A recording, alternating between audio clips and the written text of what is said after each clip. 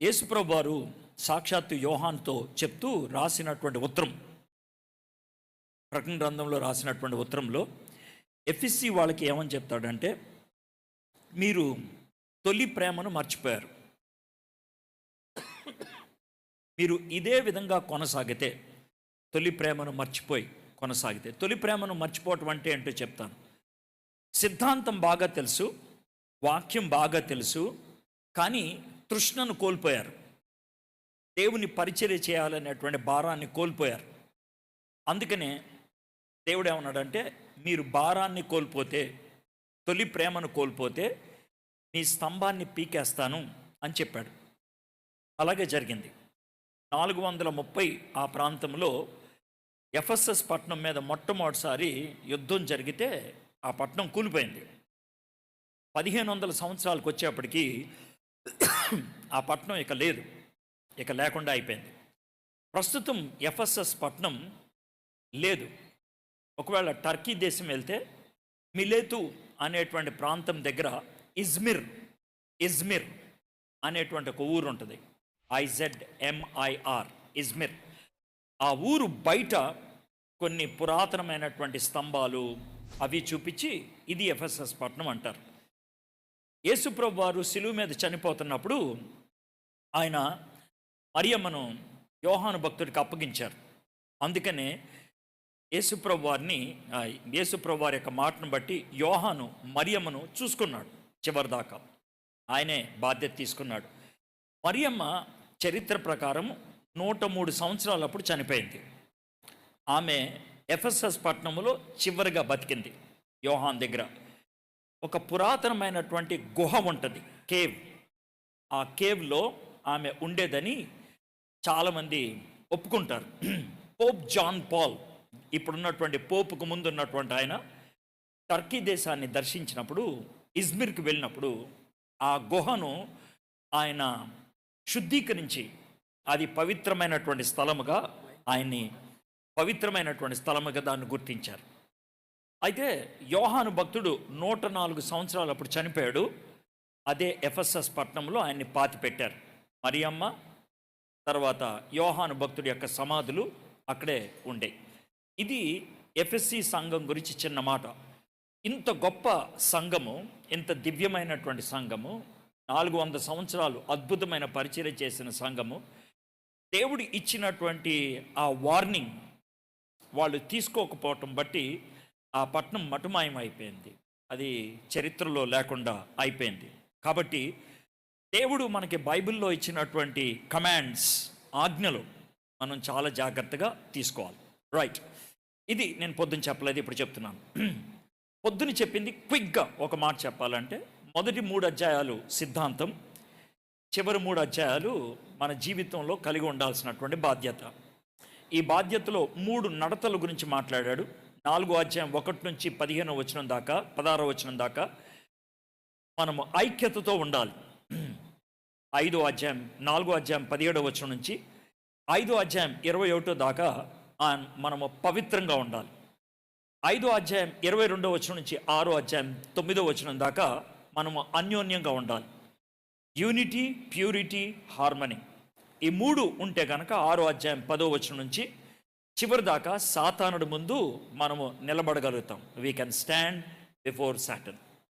అయితే ఈరోజు మనం 4వ అధ్యాయం 17వ వచనం నుంచి 5వ అధ్యాయం 21వ వచనం దాకా ఉన్న పవిత్రత, హోలీనెస్, ప్యూరిటీ అనే దాని గురించి మనం మాట్లాడుతున్నాం. మనకు ఒక వచనం కూడా రాశారు, be holy because I'm Holi.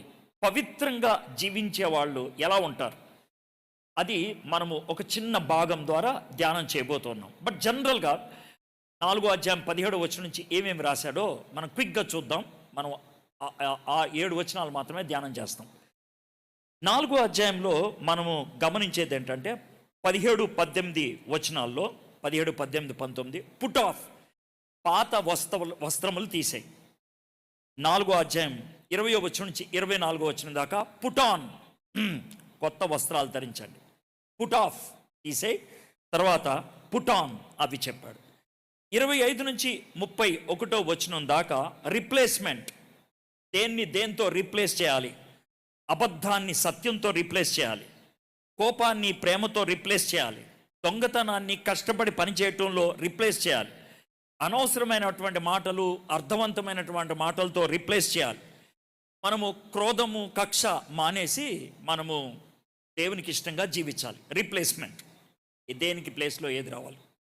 అప్పుడు పరిశుద్ధాత్ముడు మనలో దుఃఖపడకుండా ఉంటాడు. ఇక్కడ ఒక చిన్న మాట చెప్పాలి. పరిశుద్ధాత్ముడిని దుఃఖపరచడం అంటే ఏంటి? మనము యేసు ప్రభుని సొంత రక్షకుడిగా అంగీకరించినప్పుడు మనలోకి పరిశుద్ధాత్ముడు వస్తాడు. పరిశుద్ధాత్ముడు మనలోనే ఉంటాడు. ఒకవేళ పరిశుద్ధాత్ముడికి ఇష్టం లేకుండా మనం వ్యవహరిస్తే, పరిశుద్ధాత్ముడు చెప్పిన దానికి వ్యతిరేకంగా వ్యవహరిస్తే ఆయన దుఃఖపడతాడు, ఏడుస్తూ ఉంటాడు. లోన అపరాధ భావం కలుగుద్ది, దుఃఖం కలుగుద్ది, సంతృప్తిగా మనకు ఉండదు. ఇది పరిశుద్ధాత్ముడిని దుఃఖపరచడం అంటే. పరిశుద్ధాత్ముడి గురించి ఇంకో మాట కూడా చెప్పారు, పరిశుద్ధాత్ముడిని ఆర్పొద్దు అని. పరిశుద్ధాత్ముని ఆర్పటం అంటే ఏంటనంటే, దుఃఖపడినటువంటి పరిశుద్ధాత్ముడు పదే పదే మనల్ని అడుగుతాడు, నువ్వు చేసింది తప్పు కదా, నువ్వు చేసింది తప్పు కదా అని.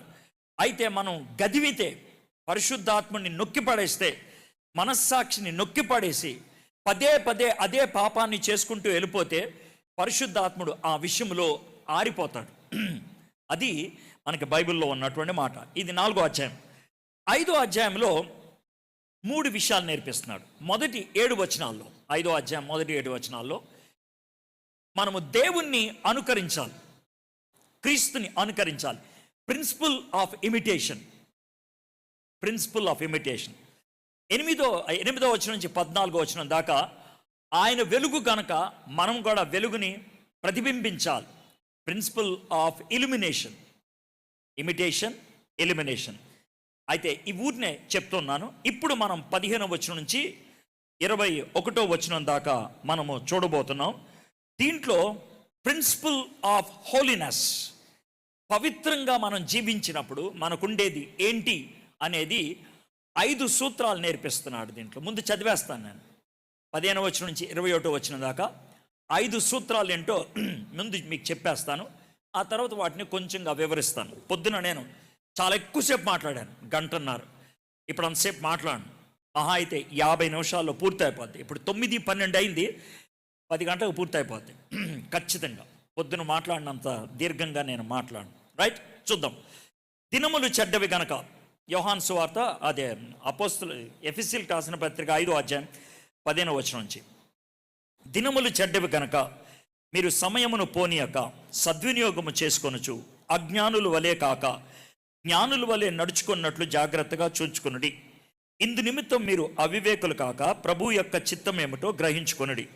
మరియు మద్యముతో మత్తులై ఉండకుడి, దానిలో దుర్వ్యాపారము కలదు.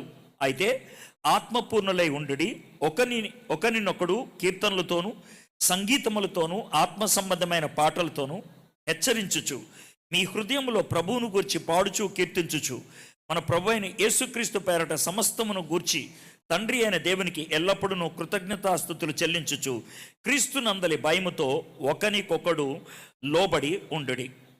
దీంట్లో 5 ప్రిన్సిపల్స్, 5 సూత్రాలు ఉన్నాయి అని చెప్పాను. మొదటిది నడుచుకొనుడి అనే దాంతో ఉన్నది ద ప్రిన్సిపల్ ఆఫ్ కాండక్ట్. మనము ఎలాగ ప్రవర్తించాలి, ప్రవర్తన. మొదటి సూత్రం ప్రవర్తన గురించి. దేవునికి ఇష్టమైన బిడ్డలు, పవిత్రంగా జీవించే వాళ్ళ యొక్క ప్రవర్తన ఎలా ఉంటుంది? నీ ప్రవర్తన జాగ్రత్త అంటారు కదా, ఆ ప్రవర్తన గురించి ఒక్క సెంటెన్స్ రాశాడు, దాన్ని చూద్దాం. రెండోది సమయం. మొదటిది కాండక్ట్, రెండోది టైం. టైం ఎలాగ వినియోగిస్తాం, మనము టైంని ఎలా ఉపయోగిస్తాం, ఇది రెండోది. మూడోది, మొదటిది ప్రవర్తన, రెండోది సమయం, మూడోది నిర్ణయం, డెసిషన్ మేకింగ్. మనము నిర్ణయాలు ఎలా తీసుకుంటాం, నిర్ణయాలు ఎలా చేస్తాం, ఇది మూడో ప్రిన్సిపల్, మూడోది. నాలుగోది కంట్రోల్. మనల్ని నియంత్రించేదేంటి, మనల్ని కంట్రోల్ చేసేది ఏంటి, అది 18 నుంచి 20 దాకా ఉంటుంది. ఇప్పటికి 4 ప్రిన్సిపల్స్ అయింది. ఒకటి కాండక్ట్, ప్రవర్తన, రెండోది టైం, సమయం, మూడోది డెసిషన్ మేకింగ్, నిర్ణయం, నాలుగోది కంట్రోల్, మనల్ని నియంత్రించేదేంటి, ఐదోది 21వ వచనంలో ఉంటుంది. సబ్మిషన్, మనలో ఉండాల్సినటువంటి లోబడేటువంటి నియమం ఏంటి? 5 ప్రిన్సిపల్స్, 7 వచనాలు, 5 సూత్రాలు ఇక్కడ చాలా స్పష్టంగా చెప్పాడు. దాన్ని చూద్దాం ఒక్కొక్క దాన్ని. అజ్ఞానుల వలె కాక జ్ఞానుల వలె నడుచుకున్నట్లు జాగ్రత్తగా చూచుకొనుడి. ఒకవేళ పౌలు భక్తుడు గనక ఈ ఆధునిక ప్రపంచంలో ఉంటే గనక రోడ్డు మీద సెంటర్లో మనకు ఉండేటువంటి ట్రాఫిక్ సిగ్నల్స్ ని ఆయన ఉదాహరణగా తీసుకునేవాడు. అయ్యా, రెడ్ లైట్ కనబడితే ఏం చేస్తావు? ఆగిపోతావు. ఎల్లో లైట్ కనబడితే ఏం చేస్తావు? అటు ఇటు చూస్తావు. గ్రీన్ లైట్ కనబడితే ఏం చేస్తావు? ముందుకెళ్తావు. కాబట్టి పౌలు భక్తుడు ఏమన్నాడంటే, అజ్ఞానుల వలె కాక జ్ఞానుల వలె నడుచుకున్నట్లు జాగ్రత్తగా చూచుకొనుడి. జాగ్రత్తగా చూచుకొనుడి. You have to be careful how you walk. నువ్వు ఏ విధంగా నడవబోతున్నావో నువ్వు జాగ్రత్తగా ఆలోచించాలి. అజ్ఞానులు కేర్లెస్, వాళ్ళకి ఏమాత్రం కూడా బాధ్యత ఉండదు, థాట్లెస్, ఆలోచన ఉండదు, మైండ్లెస్, బుద్ధి ఉండదు. కాబట్టి వాళ్ళ యొక్క నడత యూజ్లెస్, అది నిరుపయోగమైనదిగా ఉంటుంది. పౌలు భక్తుడు చెప్తున్నటువంటి మాట, బాబు నువ్వు ఆలోచించకుండా ముందుకెళ్ళిపోయొద్దు, నువ్వు ఇష్టం వచ్చినట్లు నడవద్దు, నువ్వు నిరుపయోగమైనటువంటి నడత అయిపోతుంది. ఉపయోగపడేటువంటి నడత రైట్ మారల్ డెసిషన్స్. గుర్తుపెట్టుకోండి, రైట్ మారల్ డెసిషన్స్. రైట్, ఏది రైటో మనకు ఎలా తెలుసుద్ది? ఏది రైటో, ఉదాహరణకి ఖరీదైనటువంటి మొబైల్ కొనుక్కుంటే ఆ మొబైల్తో పాటు మనకు ఒక మాన్యువల్ ఇస్తారు. మొబైల్తో పాటు మాన్యువల్. ఆ మాన్యువల్ ఏం చేస్తుందంటే ఆ మొబైల్ ఎలా పనిచేస్తుంది, ఏ బటన్ నొక్కితే ఏమొస్తుంది అది చెప్పుద్ది. కాబట్టి మాన్యువల్ తయారు చేసినటువంటి వాడు ఇచ్చాడు కాబట్టి, the manual has been given by the producer.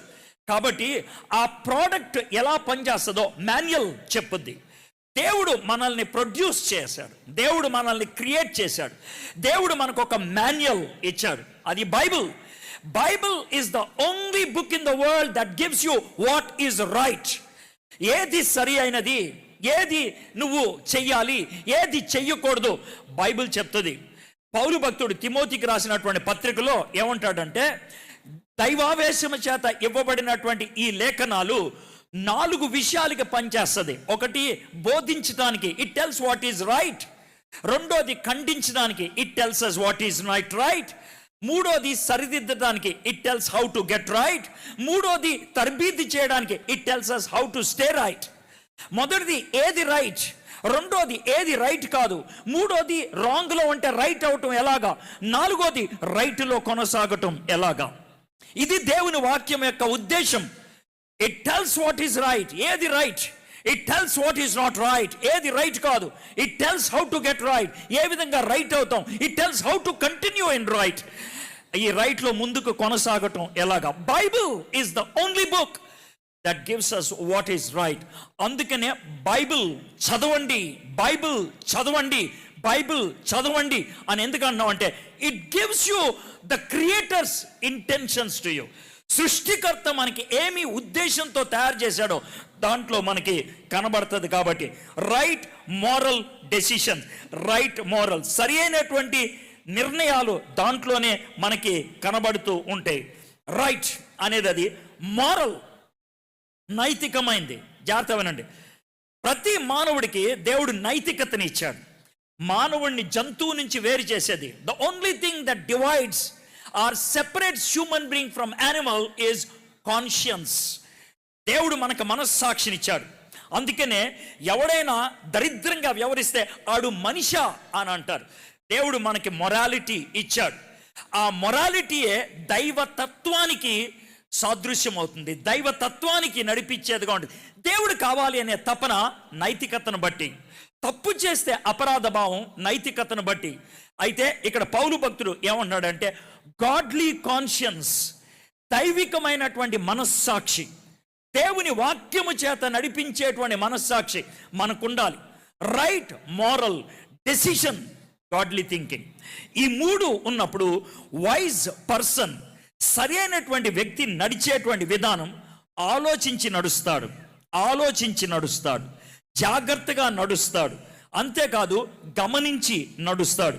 అతి ప్రాముఖ్యమైనది ఏంటి అని అంటే కనుక రైట్ మారల్ డెసిషన్లో, సరి అయినటువంటి నిర్ణయంలో మిషనల్, ఇది రైటా కాదా, ఉపయోగపడేదా కాదా అనేది జాగ్రత్త వినండి.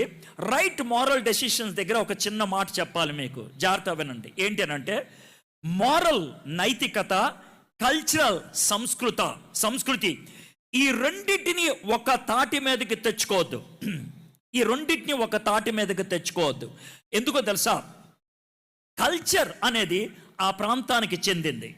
కల్చర్కి భక్తికి సంబంధం ఏమీ లేదు. కల్చర్కి భక్తికి సంబంధం ఏమీ లేదు. భక్తి అనేది కల్చర్లో కనబడదు, నైతికతలో కనబడుతుంది. కల్చర్లో భక్తిని ప్రదర్శిస్తారు లేకపోయినా. ఉదాహరణకి పెద్దోళ్ళు ఎవరిని వచ్చారనుకోండి, మనం భక్తితో ఇలా తల వంచి లోన తిట్టుకుంటూ ఉండొచ్చు, దరిద్రుడు పనికిమాలినోడని. కానీ బయట కల్చర్లో నువ్వు రైటే, తల వంచుకున్నావు, తల దించుకున్నావు, భక్తితో నమస్కరించావు, ఇది కల్చర్. కాబట్టి నేను కల్చర్ గురించి మాట్లాడట్లేదు, నేను మారల్ గురించి మాట్లాడుతున్నాను. అయితే చాలామంది కల్చర్ని తీసుకొని ప్రవర్తించడానికి ప్రయత్నం చేస్తారు. ఎలాగో చెప్పమంటారా? 1000 అబద్ధాలు ఆడైనా ఒక పెళ్లి చేయండి, అది కల్చర్ నేర్పించింది, అది కల్చర్. ఇప్పుడు చెప్పండి, కల్చర్ రైటా? ఇప్పుడు చెప్పండి, కల్చర్ రైటా? చెప్పలేం. అందుకనే గుర్తుపెట్టుకోండి, కల్చర్లో 2 విషయాలు ఉన్నాయి, సంస్కృతిలో 2 విషయాలు ఉన్నాయి. భారతీయులంగా భారత సంస్కృతిలో ఏది మనం ఆచరించవచ్చు, ఏది మనం ఆచరించకూడదు, అది మీలో చాలా మందికి ఉండేటువంటి ప్రశ్న. అయితే దానికి చక్కటి జవాబు ఏంటి తెలుసా? దానియేలు పేరు మార్చారు బెల్తెషాజర్ అని. ఏం ఫీల్ అవ్వలేదు ఆయన. దానియేలు బబులోని పుస్తకాలు చదువు అన్నాడు, ఆయన ఏం ఫీల్ అవ్వలా. కానీ దానియేలు దేవాలయం నుంచి వస్తున్న భోజనాన్ని తిను అన్నాడు. కానీ అప్పుడు దానియేలు ఏమన్నాడు? నో, నేను తిన్నాను. ఎందుకని? మిగిలిన 2 కల్చర్, నాకేం పర్లేదు. కల్చర్గా నువ్వు ఐగుప్తీయుడిగా ఉండమంటావా? ఉంటా. హిబ్రిడ్గా ఉండమంటా? ఉంటా. అమెరికా వాళ్ళలాగా ఉండమంటావా? ఉంటా. రష్యా వాళ్ళలాగా ఉండమంటావా? ఉంటా. కానీ నేను జీవించేటప్పుడు నాకు దేవుడికి తేడా కలిగించేది ఏదైనా ఉంటే, నాకు దేవుడికి ఉన్నటువంటి సంబంధాన్ని చెడగొట్టేది ఏదైనా ఉంటే, I cannot take it. That is moral. అది నైతికమైంది, అది నైతికమైంది. సో మై ఫ్రెండ్స్, ఒకవేళ మీ ఫ్రెండ్స్ ఏమన్నా చేయమన్నారనుకోండి, అప్పుడు మీరు అడగాల్సినటువంటి ప్రశ్న, వాళ్ళ కాదు, మీ మనస్సాక్షిని అడగాల్సిన ప్రశ్న, ఇది చేస్తే దేవుడికి నాకు ఏమన్నా విభేదం కలుగుద్దా? దేవుడు హర్ట్ అవుతాడా? పరిశుద్ధాత్ముడు వద్దంటున్నాడా? I will not do it. కొన్ని సందర్భాల్లో నువ్వు జవాబు చెప్పలేకపోవచ్చు, కొన్ని సందర్భాల్లో జవాబు చెప్పలేకపోవచ్చు. కొంతమంది ఏం చేస్తారంటే, పల్లెటూరులో జీవించేవాళ్ళు, చిన్న ఊళ్ళల్లో జీవించేవాళ్ళు పట్టణంలోకి వెళ్ళేటప్పటికి కల్చర్ పేరట విచిత్రమైనటువంటి పనులు మొదలు పెడతారు. షికాగో పట్టణం వెళ్ళినప్పుడు మొన్న ఒక కుర్రోడు చాలా మాటలు చెప్తా ఉన్నాడు, చాలా ప్రశ్నలు అడుగుతా ఉన్నాడు. అయ్యో, ఇతను చాలా లోతైన ప్రశ్నలు అడుగుతున్నాడే అని నేను అనుకున్నాను. భోంచేస్తా ఉన్నప్పుడు ఆయన, ఒక అమ్మాయి పక్క నుండి వాళ్ళు కూడా భోజనం చేస్తున్నారు. వాళ్ళిద్దరూ నుంచున్న తీరు, వాళ్ళు చర్చిలో కూర్చున్న తీరు, తర్వాత వాళ్ళు నడిచేటువంటి తీరు, ఇవన్నీ గమనించి నేను చటుక్కున ఒక మాట అన్నా, బాబు ఈమె నీ భార్యనా అని. కాదండి అని అన్నాడు. మరి ఎవరు అని అన్నాను. మీ సిస్టరా అని అన్నా. కాదు అని అన్నాడు. ఇంకేం చెప్పాలా? భార్య కాదంటున్నావు, సిస్టర్ కాదంటున్నావు, ఎవరు అన్నట్లు నా మనసులో అనుకుంటే, మేమిద్దరం కలిసి సహజీవనం చేస్తున్నామండి అని అన్నాడు. నా మనసులోకి వచ్చిన పిచ్చ కోపం ఏంటి తెలుసా? మరి ఇప్పుడు దాకా ఇంత పొడుగు ప్రశ్నలు అడిగావు కదా, సహజీవనం ఎలా చేస్తున్నావు, పెళ్ళి కాకుండా ఆమెతో ఎలా పడుకుంటున్నావు? ఇది నాకు స్ట్రైట్ వచ్చిన ప్రశ్న. తమ్ముడు, ఇందాక చాలా పొడుగు ప్రశ్నలు వేసావే, మరి ఈ అమ్మాయితో సహజీవనం చేసేటప్పుడు నీకు ప్రశ్న రాలేదా అంటే, అతను అన్నమాట ఏంటి తెలుసా? ఈ కల్చర్ యాక్సెప్ట్ చేస్తుందండి. ఈ కల్చర్ యాక్సెప్ట్ చేస్తుంది. గుర్తుపెట్టుకోండి, 10 మంది నిన్ను సినిమాకి రమ్మనొచ్చు, 10 మంది ఒక పెగ్గు మందు కొట్టమని అడగొచ్చు, 10 మంది ఒక అబద్ధం ఆడమని అడగొచ్చు, 10 మంది బల్ల కింద చేయి పెడితే తప్పు లేదు అనొచ్చు. But let me tell you one thing, that is not culture, that is moral. అది నైతికమైనటువంటి విషయం. నైతికమైన విషయం. ఇదే ప్లాట్ఫామ్ మీద నుంచి నేను చాలాసార్లు ఇదివరకు ఒక మాట చెప్తా ఉన్నాను. చాలామంది నన్ను ట్రోలింగ్ చేశారు ఆ మాట చెప్పినప్పుడు. అయితే నేను చెప్పింది నిజమయ్యే దినం చాలా దగ్గరలోనే ఉంది. మీలో ఎవరైనా యేసు ప్రభుని సొంత రక్షకుడిగా అంగీకరిస్తే నేను క్రైస్తవుణ్ణి అని డిక్లేర్ చేసుకోండి. మీరు క్రైస్తవుణ్ణి అని డిక్లేర్ చేసుకోండి, పేపర్ మీద డిక్లేర్ చేసుకోండి అన్నాను. మీరు వినలేదు, నన్ను తప్పు పట్టడానికి ప్రయత్నం చేశారు. డిక్లేర్ చేసుకోకపోతే అవ్వదా? నాకు కొన్ని కష్టాలున్నాయి, అవ్వదా? దేవుడు నన్ను అంగీకరించడా అని పిచ్చ పిచ్చ ప్రశ్నలు అడిగారు. ఈరోజు బీజేపీ ప్రభుత్వం వాళ్ళు ఏ స్థాయికి వచ్చారంటే ప్రతి ఒక్కడి యొక్క సర్టిఫికెట్ చూసి నువ్వు ఒకవేళ క్రిస్టియన్ కాకపోతే నీ ఆధార్ కార్డు మీద హిందూ అయితే నువ్వు చర్చికి ఎందుకు వెళ్తున్నావు అని అడిగే ప్రశ్న వచ్చింది. మన తెలుగు రాష్ట్రాల్లో మొన్న క్రిస్మస్ టైంలో, జాగ్రత్త వినండి మాట, తెలుగు రాష్ట్రాల్లో క్రిస్మస్ టైంలో 35,000 మందిని ఆంధ్ర రాష్ట్రం తెలంగాణ రాష్ట్రానికి పంపించారు. 35,000 మంది. వాళ్ళకి ఇచ్చినటువంటి పని ఒకటే, ఏంటి తెలుసా? సాయంత్రం 8 అయిన తర్వాత రోడ్ల మీద నడుచుకుంటూ ఏ ఇంటి మీద అయితే స్టార్ ఉందో ఆ ఇంటిని ఫోటో తీయమని అడిగారు. స్టార్ ఉన్న ప్రతి వాడి ఫోటో వాళ్ళ దగ్గర ఉంది డేటాలో. ఎందుకు పెట్టారు తెలుసా ఆ స్టార్ ఫోటోలు? నువ్వు క్రైస్తవుడు కాకపోతే ఇంటి మీదకి స్టార్ ఎందుకు వచ్చింది చెప్పు అని వాళ్ళు నిన్ను అడిగే ఒకే ఒక ఆఫర్. నువ్వు చర్చికి వెళ్తావా లేకపోతే చర్చి మానేసి హిందూగా బతుకుతావా అని అంటే ఏం చెప్పదలుచుకున్నావు? ఇది కల్చర్ కాదు, మోరల్. ఇది కల్చర్ కాదు, మోరల్. రైట్ మోరల్ డెసిషన్ తీసుకోవాల్సినటువంటి దినం వచ్చింది. పవిత్రంగా జీవించే వాళ్ళు నెత్తి మీద కొంగేసుకొని చెప్పులిప్పేసి తల వంచుకొని బతికితే కాదు, నువ్వు డిక్లేర్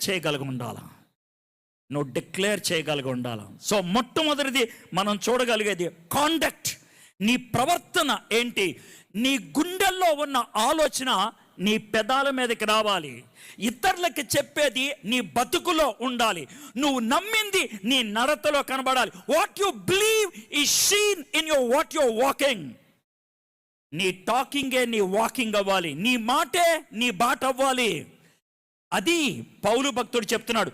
రెండు పనికిరావు. నువ్వు మాట్లాడేది ఒకటి, నువ్వు ప్రవర్తించేది ఒకటి అయితే ఇట్స్ అ కాంట్రాస్ట్. అది పనిచేయదు. పవిత్రత అంటే అది. హృదయ శుద్ధి గలవారు ధన్యులు, వారు దేవుణ్ణి చూచెదరు. హృదయ శుద్ధి అంటే గ్రీక్ టర్మినాలజీలో ఉన్న అర్థం ఏంటి తెలుసా? హృదయంలో 2 ఆలోచనలు ఉండవు, ఒకే ఆలోచన. You live on one decision, you live on one thought, you live on one principle. దాన్నే ద ప్రిన్సిపల్ ఆఫ్ కాండక్ట్ అని అన్నారు. రెండోది, దినములు చెడ్డవి కనుక మీరు సమయమును పోనీయక సద్వినియోగము చేసుకొనుచు.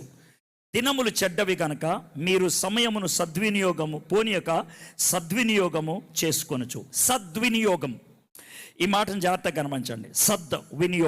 సద్వినియోగం అంటే వినియోగదారుడు అని ఎవరిని అంటారు? కన్జ్యూమర్. ఒక ప్రోడక్ట్ ఉంటే దాన్ని కొనుక్కునేవాడు, వాడుకునేవాడు కన్జ్యూమర్. అయితే ఇక్కడ సమయాన్ని ఒక ప్రోడక్ట్, ఒక కన్జ్యూమర్ తీసుకునేటువంటి ఒక వస్తువుగా చెప్పారు. నేను సమయాన్ని ఎలాగ చూస్తానంటే, సమయము ఒక గుడ్డు లాంటిది. ప్రపంచంలో ఏ కోడి గుడ్డు పెట్టినా ఆ గుడ్డుకి 3 గమ్యాలు. ప్రపంచంలో ఏ కోడి గుడ్డు పెట్టినా ఆ గుడ్డుకుండేది 3 గమ్యాలు. నెంబర్ 1, ఆ గుడ్డు మళ్ళీ పిల్ల అవుద్ది, ఇది నెంబర్ 1. 2, ఆ గుడ్డు కూరలోకి వెళ్తుంది. నెంబర్ 2. 3, ఆ గుడ్డును వాడకపోతే చెత్తకుండీలోకి వెళ్తుంది. ఇది 3. ఈ 3 కాకుండా ఇంకేమన్నాయా? లేవు. 3. Either it has to become a chick, or it has to become a curry, or it will go into the dustbin. So ఇక్కడ సమయం గురించి మాట్లాడుతూ ఉన్నాడంటే, సమయము దేవుడిచ్చేటువంటి బహుమానం. దేవుడు సమయాన్ని అందరికీ ఒకేలాగా ఇచ్చాడు. నువ్వు బెగ్గర్ అవ్వచ్చు, లేకపోతే బిల్ గేట్స్ అవ్వచ్చు, 24 గంటలే నీకు ఉండేది. నువ్వు పిఎంగా ప్రైమ్ మినిస్టర్ అవ్వచ్చు, పిఎంగా పని మనిషి అవ్వచ్చు, నీకుండేది 24 గంటలే. కానీ గొప్పోడు ఎవడో తెలుసా? ప్రైమ్ మినిస్టర్ కాదు, బిల్ గేట్స్ కాదు. గొప్పోడు ఎవడో తెలుసా? The one who utilises 24 hours in a profitable way. సద్వినియోగం చేసేటువంటి వాడు గొప్పోడు. దుర్వినియోగం చేయటం, సద్వినియోగానికి ఆపోజిట్ ఏంటి తెలుసా? దుర్వినియోగం. సమయానికి ఉన్నటువంటి లక్షణాలు జాగ్రత్త చెప్తాను వినండి. సమయాన్ని ఫ్రిడ్జ్లో పెట్టలేం, సమయాన్ని కొనుక్కోలేం, సమయాన్ని పెంచలేం, సమయాన్ని తగ్గించలేం. సమయాన్ని అయితే వినియోగిస్తాం, లేకపోతే సమయాన్ని దుర్వినియోగం చేస్తాం. That's all. అయితే పౌలు భక్తుడు ఏమన్నాడంటే, దినములు చెడ్డవి గనక, ద డేస్ ఆర్ ఈవిల్, దినములు చెడ్డవి గనక మీరు సమయమును పోనీయక సద్వినియోగము చేసుకొనొచ్చు. ఈ సమయాన్ని సద్వినియోగం అనేటువంటి విషయంలో చాలామంది దినములు చెడ్డవి అనే మాట ఎందుకు చెప్తున్నానంటే, కొంతమంది సమయాన్ని దేవుడితో చేసి పెట్టారు, దెయ్యంతో చేసి పెట్టారు. ఎలాగో చెప్తాను. సమయాన్ని దెయ్యంతో పోల్చే వాళ్ళు ఏమంటారు తెలుసా? మన టైం బాగాలేదురా, అందుకే ఎలా అయిపోయింది మన బతుకు అంటే సమయం దెయ్యం అనమాట. ఆడికి టైం కలిసి వచ్చిందిరా, ఆడికి అందుకే బంగారం అయిపోయింది అంటే సమయం దేవుడు అనమాట. సమయం దేవుడు కాదు, సమయం దెయ్యం కాదు. సమయాన్ని మనం వాడుకోవాలి. How you are able to utilise time. అయితే సమయాన్ని 2 విధాలుగా వాడుతూ ఉంటారు.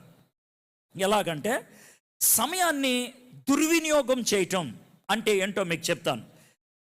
మర్ఫరీస్ ప్రిన్సిపల్ అనేది ఒకటి ఉంటుంది, ఒక సూత్రం. ఏంటి ఆ సూత్రం అంటే, ఇంగ్లీష్లో చెప్తా, తర్వాత తెలుగులో చెప్తా. The amount of time you have is equal to the amount of work you have. The amount of time you have is equal to the amount of the work you have. నీకు ఎంతైతే సమయం ఉందో అంతే సమయంలో అంతే work చేస్తావు. నేను దాన్ని నా లైఫ్ నుంచే ఎగ్జాంపుల్ చెప్తాను. ఎలాగనంటే, నేను బైబిల్ కాలేజ్లో చదివేటప్పుడు ప్రతి శుక్రవారం బయటకు వచ్చేసేవాడిని పరిచర్య చేయడానికి. మాకు సర్వసాధారణంగా శుక్రవారం సాయంత్రం 5 o'clockకి పేపర్ సబ్మిషన్ ఉండేది. ఏదో ఒక అసైన్మెంట్ ఇచ్చేవాళ్ళు, సబ్మిట్ చేసేవాళ్ళు. 2-3 సార్లు జరిగింది ఈ విధంగా. నేను over a period of time దాన్ని రెక్టిఫై చేసుకొని బయటకు వచ్చాను. ఏంటి అని అంటే కనుక, మధ్యాహ్నం 2 గంటలకో 2:30కో చాలా సీరియస్గా పేపర్ ఎండింగ్కి వచ్చేస్తూ ఉంటుంది. 3 గంటలకు పేపర్ అయిపోయేది, 4 గంటలకి వెరిఫికేషన్ అయిపోయేది, 4:30, 4:45కి సబ్మిట్ చేసేవాడిని, బయటకు వచ్చి వెళ్ళిపోయేవాడిని. ఇది జరిగేది. కాబట్టి 2:45 ఆ ప్రాంతాలకు వచ్చేప్పటికి చివరికి వచ్చేస్తూ ఉంటుంది పేపర్. 2-3 times జరిగింది ఈ విధంగా. ఆ విధంగా చివరికి వస్తున్నప్పుడు ఎవడో వస్తాడు లైబ్రరీకి, నా పక్క నుంచి ఉంటాడు, రే ఎడ్వర్డ్ ఎక్కడ దాకా వచ్చింది, అయిపోతుందిరా, ఇంకో 1/2 గంట 1 గంట అయిపోతే పద్ధతి అని అంటూ ఉంటాను నెమ్మదిగా. లైబ్రరీలో గట్టిగా మాట్లాడకూడదా? రే నీకు విషయం చెప్పంటావా? ఏంటి చెప్పండి. పేపర్ సబ్మిషన్ ఈరోజు కాదంట, మండే అంట అని అంటే, తప్పని చేసే పని ఏంటి తెలుసా? ల్యాప్టాప్ మూసేస్తా, వెళ్ళిపోతా, ఆడుకుంటా, క్రికెట్ ఆడతా, పిచ్చాపాటి కబుర్లు ఆడుకుంటా. శుక్రవారం అయిపోద్ది, శనివారం అయిపోద్ది, ఆదివారం అయిపోద్ది, సోమవారం మళ్ళీ 2 గంటలకు మొదలు పెడతా ఆ పేపర్. ఈ మధ్యలో ఏం చేయాల? దీన్నే ఒక భయంకరమైనటువంటి జబ్బు అంటారు. దాన్ని ఇంగ్లీష్లో ప్రొక్రాస్టినేషన్ అంటారు. ప్రొక్రాస్టినేషన్ తెలుగులో ఏంటి తెలుసా? దాన్ని వాయిదాలు వేసుకుంటూ వెళ్ళిపోతాం. టైం ఉందిగా మళ్ళీ చేద్దాం, టైం ఉందిగా మళ్ళీ చేద్దాం, టైం ఉందిగా మళ్ళీ చేద్దాం. మనలో కొంతమందికి ఉన్నటువంటి ఒక వీక్నెస్ ఏంటి తెలుసా? ప్రెషర్ ఉంటేనే బాగా చేస్తాం, లేకపోతే చేయం. ప్రెషర్ ఉంటేనే, లేకపోతే చేయం. కాబట్టి మనం ఒక విషయాన్ని నేర్చుకోవాలి. ఏంటి ఆ విషయం అంటే, ప్రభువా సమయాన్ని సద్వినియోగపరుచుకునేటట్లు చేయి. దేవుని వాక్యం అసైన్మెంట్ ఉంటే చదవటం కాదు, దేవుని వాక్యం భయం వేస్తే చదవటం కాదు, దేవుని వాక్యం పరీక్షల దగ్గరకు వస్తే చదవటం కాదు, దేవుని వాక్యం ఎవడో గట్టిగా బల్లగుద్దితే చదవటం కాదు. దేవుని వాక్యం అనుదినం చదవాలి. అది మనకు ఆహారం కనుక అది అలవర్చుకోవాలి. You need to study the word of God for your soul. జాగ్రత్త వినండి. నాలాంటి వాళ్ళు కొంతమంది సేవకులు ఉన్నారు. నాలాంటి వాళ్ళకి ఒక పెద్ద శోధన ఉంటుంది. ఏంటి అని అంటే, ప్రసంగాల కోసం గంటల వాక్యం సిద్ధపడతాం. జాగ్రత్త వినండి. ప్రసంగం కోసం నేను సిద్ధపడినా అది నా కోసం కాదు, వేరే వాళ్ళ కోసం. కాబట్టి అనుదినము ఈ క్లారిటీ ఉండాలి. ఏంటనంటే వ్యక్తిగతంగా దేవునితో నేను గడుపుతూ నా కోసం నేను నేర్చుకున్నది ఏంటి? నా కోసం గివింగ్ టైం టు గాడ్, దేవునికి సమయం ఇవ్వటం. అది అలవర్చుకున్నప్పుడు, దేవుడికి ఇచ్చేటువంటి సమయం దేవుడికి ఇచ్చినప్పుడు మిగిలిన సమయాన్ని ఎలాగ వినియోగించాలో, how to utilise, how to use మనకి బాగా అర్థమవుతుంది. ప్రొక్రాస్టినేషన్ ఒక జబ్బు.